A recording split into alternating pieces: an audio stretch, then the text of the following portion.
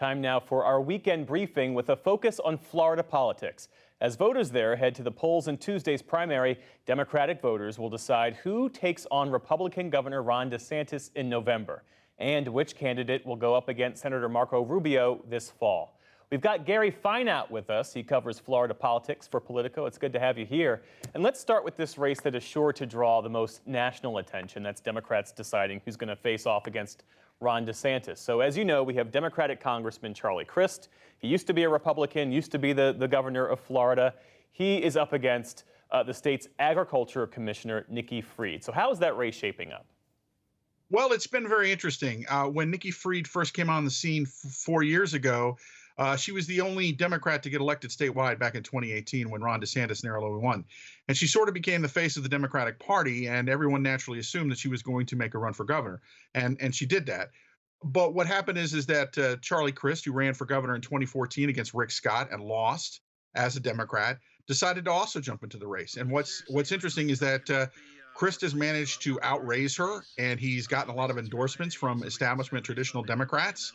And right now, you know, some of the polls, there's a couple that have shown Fried edging up, but a lot of the polls have shown Crist ahead.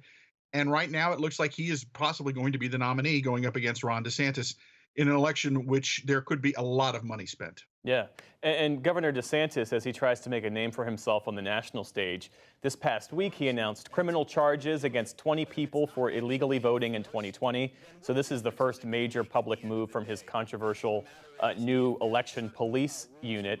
And then Florida has a new election law, as you know, that makes it harder to request and turn in absentee ballots, and it makes it easier to challenge votes that are cast. So how is that expected to affect the outcome, not just on Tuesday, but in November?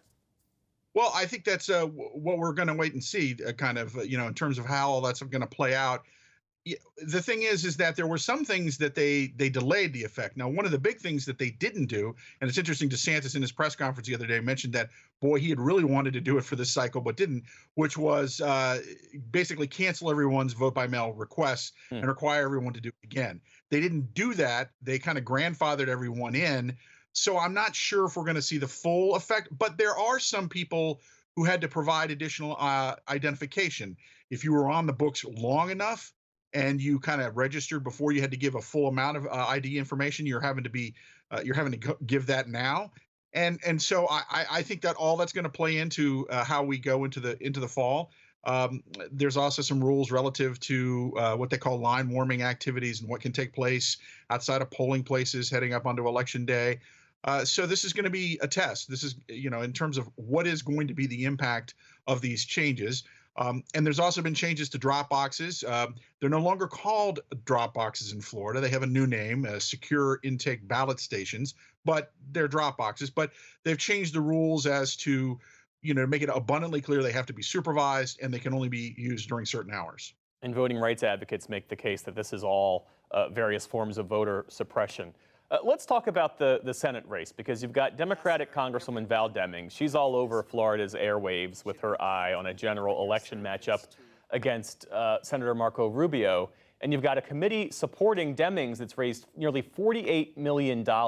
We should say, of course, money isn't always determinative in politics, because Rubio has the advantage of being an incumbent and he has huge name recognition. What's the state of play there? Well, that has the potential to be probably one of the more interesting and potentially most competitive races on the ballot here in Florida.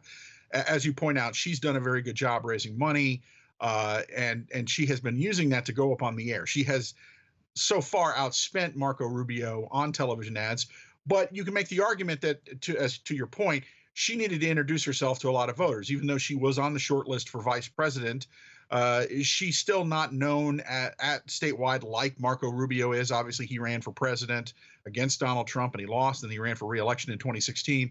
So, so there's going to be a lot of play, a lot of interest, I think, in that race.